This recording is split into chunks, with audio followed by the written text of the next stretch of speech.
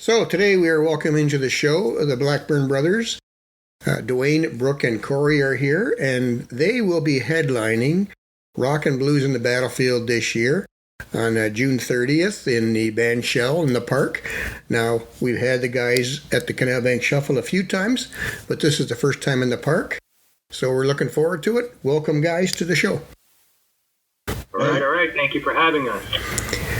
Good to be here. That's great. Now, you guys have been really busy over the last couple of years, especially. What can we expect at this show? My name is Brooke. I'm the guitar player for the band. Yeah, we're gonna bring the soul, funk, and blues, which is the title of our new track, our new album that we have out that we're Juno nominated in 2024.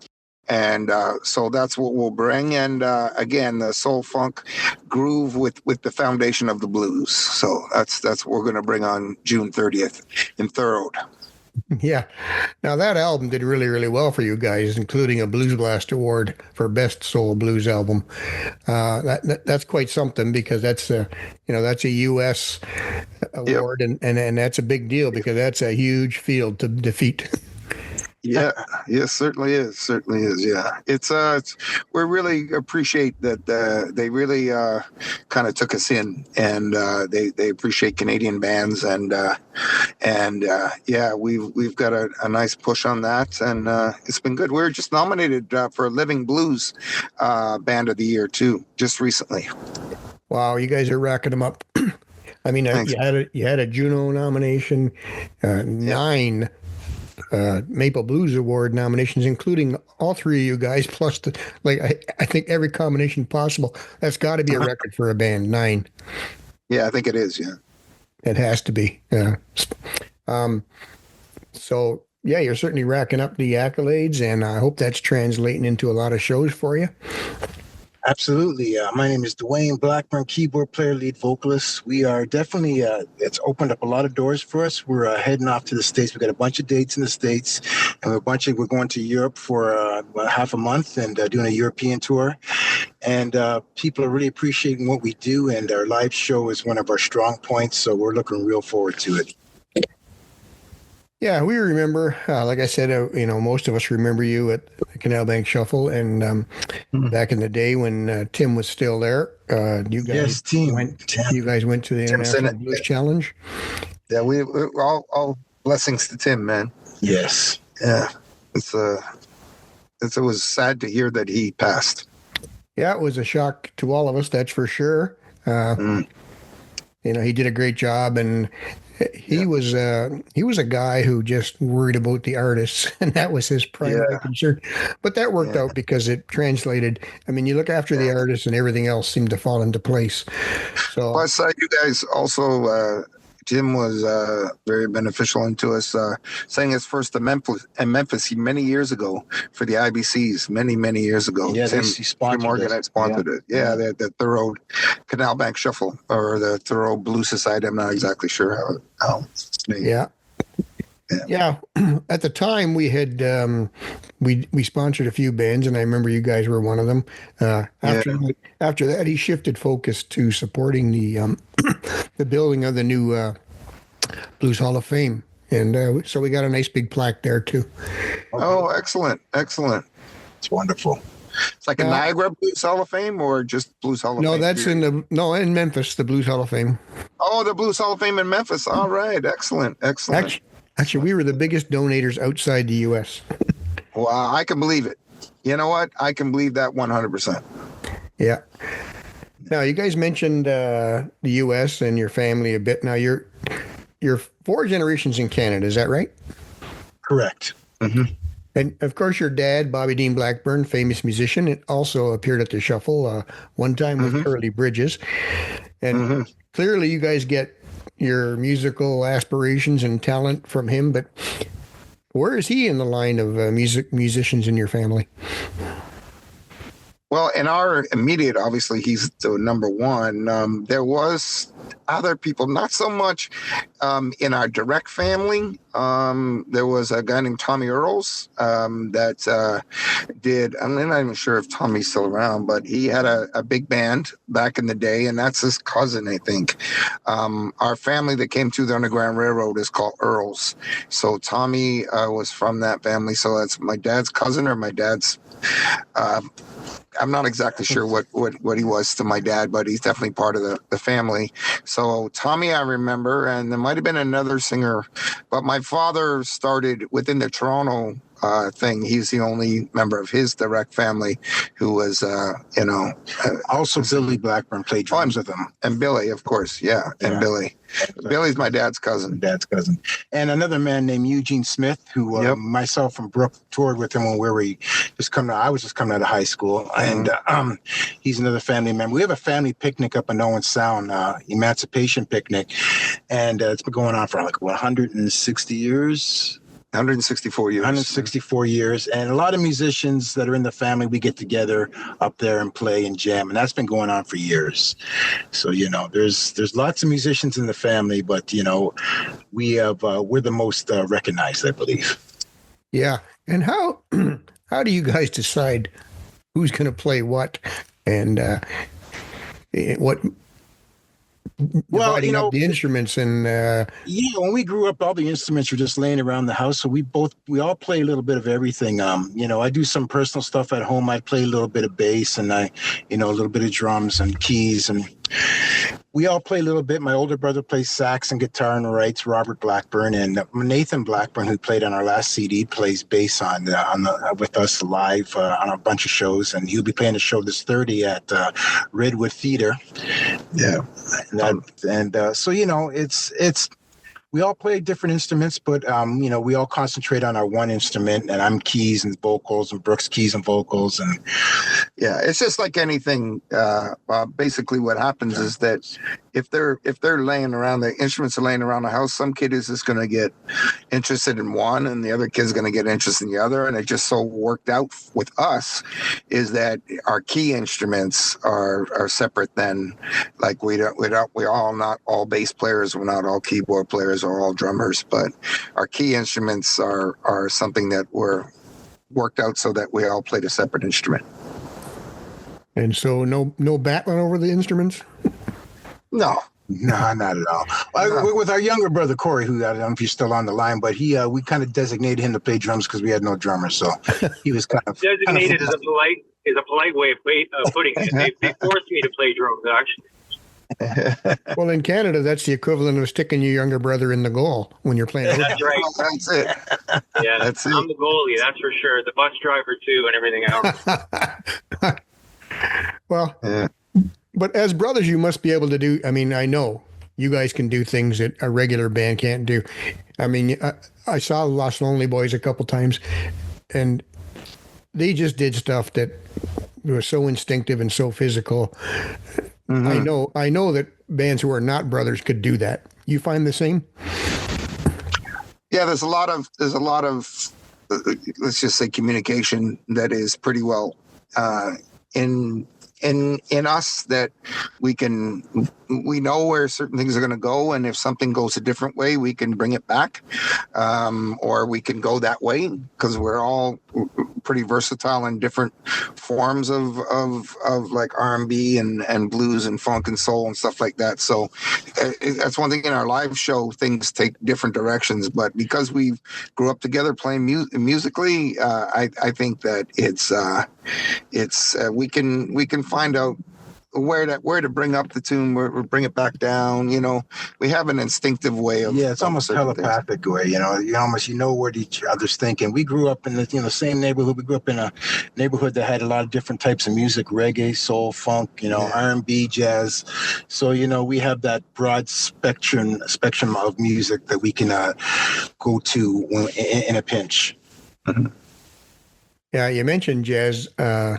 And it's interesting because the Niagara Jazz Festival is got the park. It's a 3-day event now, and they've got the park the first day.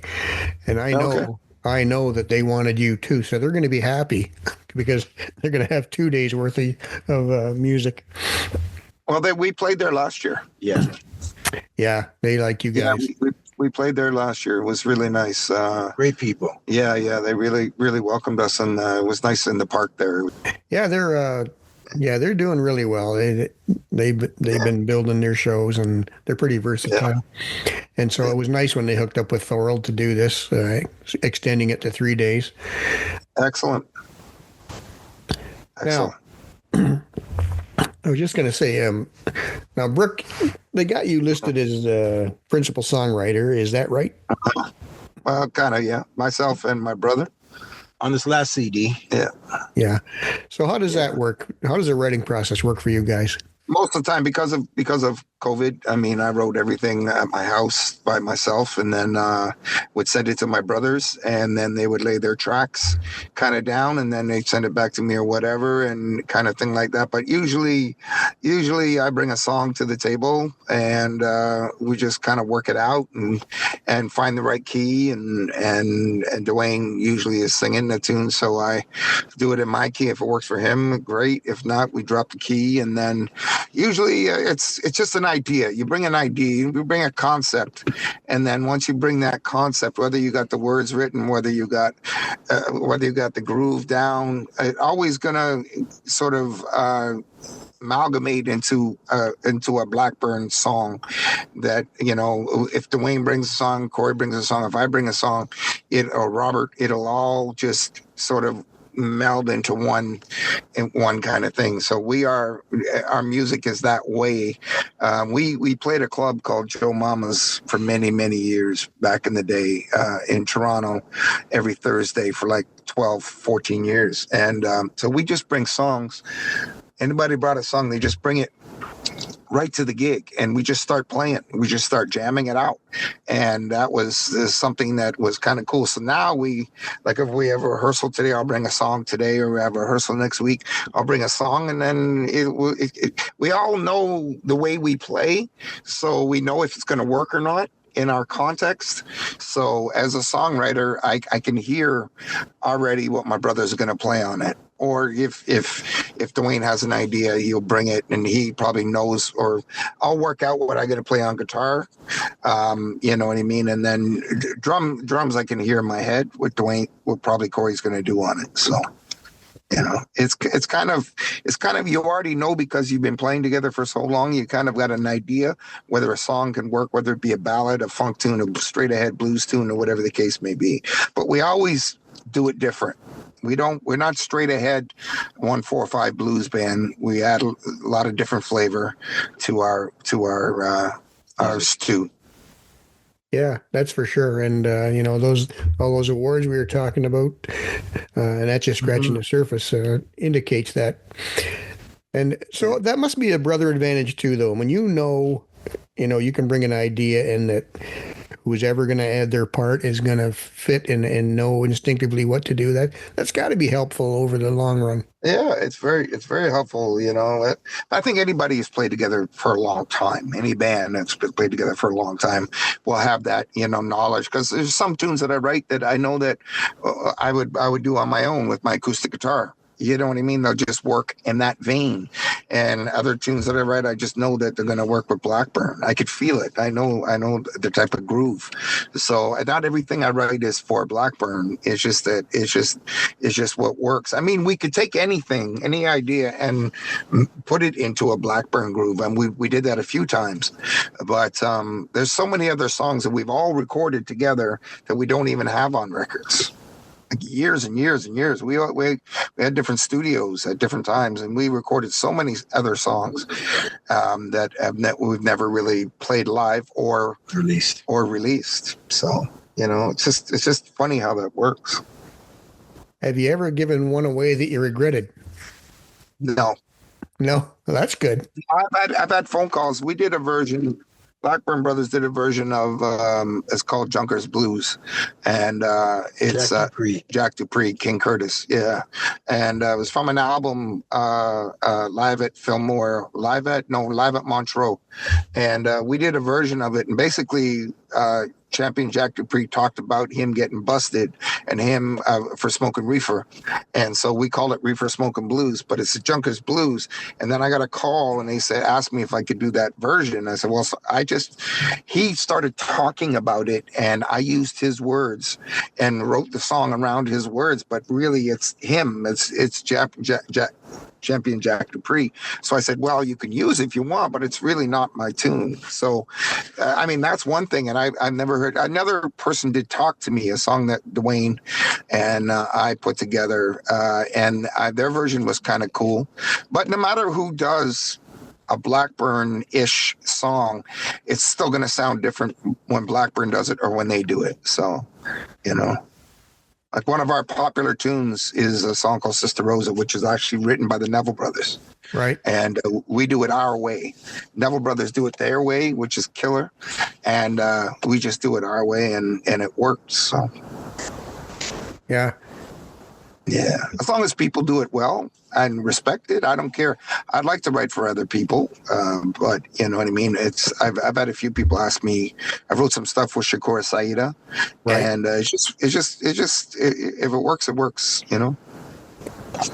Right. And let's just circle back a minute. The IBCs, what was that like for you guys when you were there? IBC, International Blues. You know what? It was quite an experience for me. First time being in Memphis back then, and meeting all the different musicians from all over the world, from from Sweden, from Italy, from everywhere, and just hanging out with them and grooving with them. It was a big deal for us, and just hanging out with the American musicians and getting to know everybody and listen to their sound and listen to how they interpret things and how they play.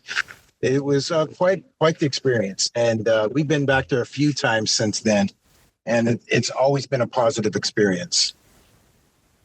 Well, it sounds like you guys got the right attitude, because, if I was a musician, I would be a little nervous about going to Memphis and Nashville when you see all these great players, intimidating, but getting inspired, I think, is the right way to go. Yeah, well, you're confident in what you do. If you practice and rehearse it and get it together, Yeah. You really, you play it so many times. It's just another audience. You really kind of block that out. You're just playing the music. For me, that's how it is, anyways. And that's the IBCs themselves is an international blues challenge. So the international part is very important. I've done it myself as a solo, and there was a band from Tunisia, and they placed, and it was just it's very cool how it's very international in that concept. But we also went down to Memphis last year. Was it last year we played? Yeah. We played at the Blues, because we're up for 3 awards. Right. We're up for a blues band of the year, soul blues band of the year, song of the year, and another one I can't remember what it was, but we're up for 3 awards, and we performed, and as long as you just realize that blues, nobody's going to play it like you. You just play you play blues the way you're going to play. You're going to interpret it the way you interpret it. So I think that's kind of the way we look at things. We just did the cruise ship. Yes, Blues Cruise, the international rhythm and blues cruise. Yeah, nice. And a lot of great musicians there too. And a lot of great jams afterwards, and playing all different types of music. Not just blues, but just hanging out with them and hearing, the vocals and the musicianship was incredible, So, you take it in, you soak it in, and you give what you got, and they take it, and we take what from them, and it's a big family. And they're very welcoming to Canadian music. You know what I mean? And everybody, from the people that we've met, like Kingfish and Eric Gales and these guys, are just very welcoming and very, very, very nice people. And they, music that came from where Kingfish is from Mississippi, the music started there, and then Eric Gales is from Memphis, the home of the blues. But they're very, very nice people. Open people, yeah. They really open their arms to us. Yeah. I think it's important to mention Booker T as well, man. We got to hang with him, and that's nice. Yeah. Really growing up on his records and, sitting with him, flesh and blood and just talking. was a pretty heavy Yeah. experience for us. Yeah. Yeah, I imagine that's a lot of fun. But and you guys, I mean, let's face it, you're extremely good at what you do. People Oh, who thank see you. people who see you recognize that immediately. So obviously, when you're mixing with these guys, it's a two-way street. You're gonna, you can fit in because you can do so much. Well, we're versatile in what we do. We've been doing it for a while, so again, you have that family element. Yeah, we work at our craft a little bit. It's we just got to try to make it our way, our sound, and write as well as we can, and play and perform as well as we can, and take every song. Like what's kind of cool about us is and a lot of bands is that we go from song to song to song to song to song, and the people don't really know if it's original or not, but most of the time it is, and it just, as long as the groove is there, they're partying. They're dancing, they're doing whatever. They can feel the groove, and then we have our story that we add to each song. So they kind of dig it, and I guess we're versatile in that way. We also know certain things, so we have a pretty well set kind of way of approaching another song. So. Right. And you touched on a couple topics there. First of all, mention how nice these guys are. And I have to agree, we did the shuffle for almost 20 years, and the musicians were always fantastic. Yeah. We never had any problems. It was always fun. The green room was always fun. Yep. So, and I talked to Ronnie Baker Brooks about that, and he's such a great ambassador. We were talking, as a matter of fact, Colin James was talking about that, and he just said, this business is tough enough as it is, Yep. without everyone getting along. So I thought that was so. Yeah. Yeah, I find in the blues community, people are very open and warm, and it's almost a family atmosphere. The first time I actually did the blues cruise, the first time I met Colin James personally, I met him when I was younger, but we hung out and talked, and just a great personality and a great person. Yeah, Colin's sweetheart, really cool dude. The whole band. Yeah, Colin's whole band. A lot of the musicians are very good friends of ours, so we really enjoyed hanging out with them on the cruise. Yeah. Yeah, actually, we mentioned that too, not to dwell on it, but with Steve Mariner and Jesse O'Brien. I mean, you guys all know each other. It is a very cool community. Yep. And the other thing you mentioned just a second ago was about these stories, and anything you read or see on you guys and your lyrics, it is a lot about storytelling and your history, and just how important is that to you guys? Well, a lot of people don't know about Canadian Black history and how far back it goes. So we like to enlighten people on that situation, not because, want to push in their face, that just recognize that it's a part of Canada's history that I believe that should be expressed more. And so that's one of our goals when we play. It's not we're going to push it in your face, nothing like that. We're just letting you know where we're coming from and the history behind it. And I think people appreciate it. Oh, for sure. And it is, people who take the time to listen to lyrics will appreciate it. And usually that's the way. And again, you mentioned about most of the songs being original, and that is so important to you guys getting the attention and getting ahead. And I think too many bands nowadays especially don't do enough original material. Where do you think that's going? Yeah, for me, I wouldn't be playing if it wasn't original. I've done the backup. I've done the top 40 thing. I've done playing with other people, doing other music. I like doing other people's songs, and we, like Brooke said, we make it our own. We do it our own style. But it's really important to do original. I enjoy listening to original bands. That's what the enjoyment from music for me is, because I've heard a lot in my life, and I like to hear something that grabs me and holds my attention. So I really appreciate that. I know people appreciate it when we do original stuff, and and you get worried about it. So when we're doing original music, they're not going to know what we're playing. They're not going to something they heard on the radio 1,000 times. But you'd be surprised how people take hold of it and appreciate it. Again, how important is it to you guys to make sure that you're getting that recognition, not recognition in terms of, accolades, but so that people understand, you're not a cover band. You're not, there's so many out there now. I'm concerned about it personally.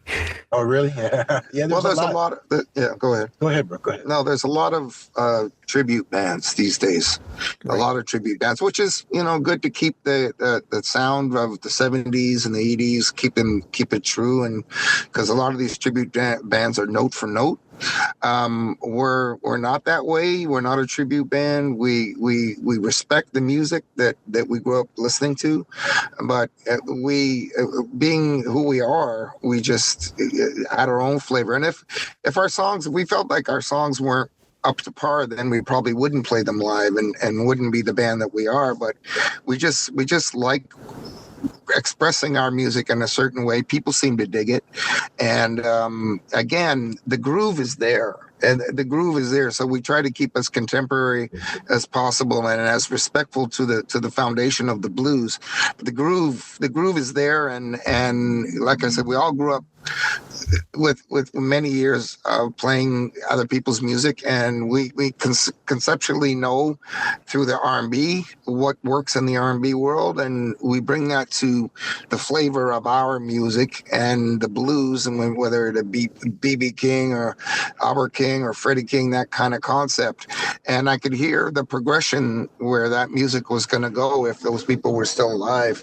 And I think that, the younger musicians just take it, and then a lot younger musicians than us, but we took it from right. The music that we listened to, from those original musicians, and then we just took it another way. Like, we'll play a minor blues a certain way, we'll play a major blues a certain way, we'll funk up a blues a certain way, we'll just do it a certain way, the way we do it now, and we call it's our contemporary, but I mean, a younger person's, it's not their contemporary. Yeah, we noticed that a lot of people we do interviews that listen to our music, they put in the classification of the evolution of blues, and that for me is a you can't give me more of an honor to say that, because it has to evolve, has to go to keep it alive. You have to take a chance and try different things. Yeah.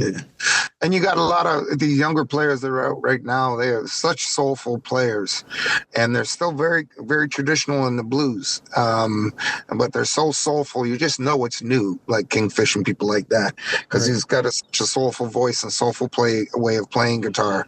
And Eric, like The Crown, his latest album, it's killer. It's yet he's got Joe Bonamassa. It's got all these cats on it that are traditional blues cats, contemporary blues, traditional blues, rock blues, wherever you put it into thing. But all of that, as long as your foundation is there, that's the main thing, I think. For us. Just for us, everybody's gonna think about the blues in their own way. Yeah, and you guys are an important part of this festival this year, because I think you're carrying that torch as the most original band there for sure. And it's a nice return for you guys to both the blues crowd and the jazz crowd. So, Yeah. And in this area, it's doing really well. Thorold is always a place in our heart, because we kind of like started out when we first went out there in the world with Thorold backed us, people from Thorold. So we'll always have a special place in our heart for anytime you ask, we'll be there. Well, that's good to know. We're not on the road. Yeah, and I know Shakira was a big fan of Tim's too. Oh yeah, Tim was such a wonderful man. We just had great conversations every time we talked. He's so so honest, and he really appreciated what we're doing, and we appreciate him paying attention to what we're doing. Yeah.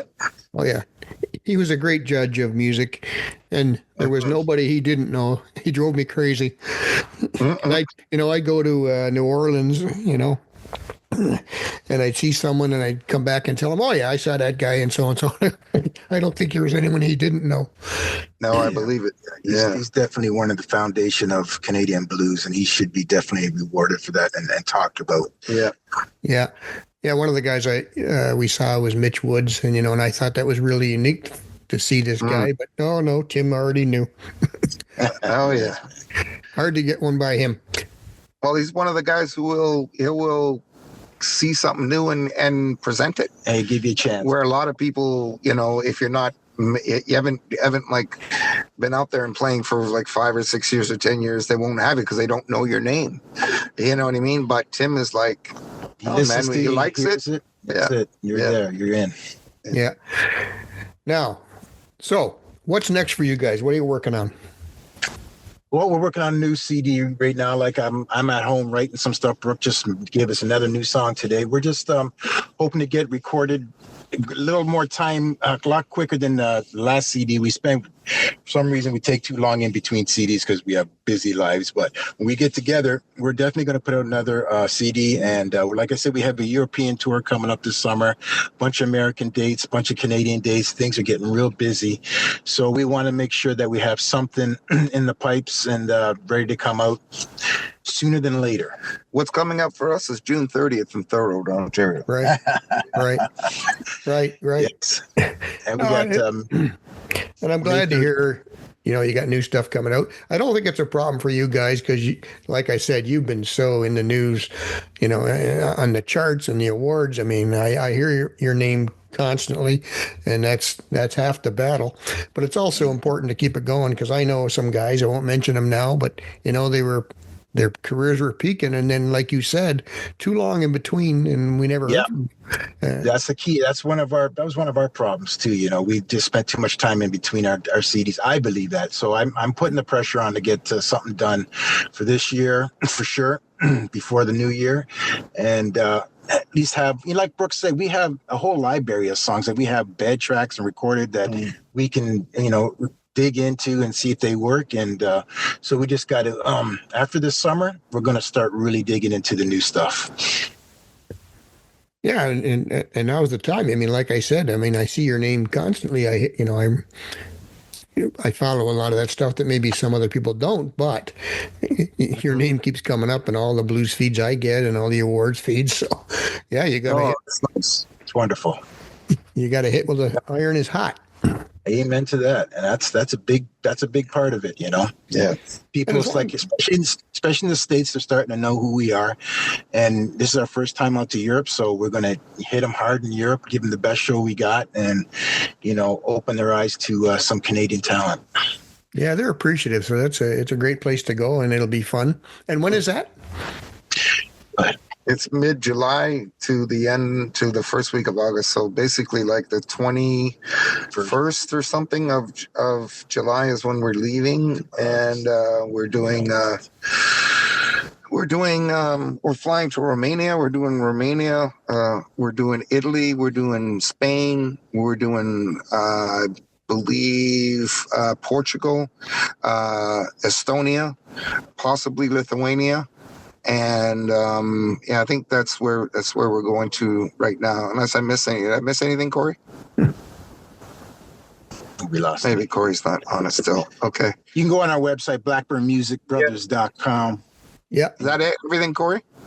Yeah, I'm here. Yeah, you covered it. Sounds like you've got all the countries that we're going to. That's great.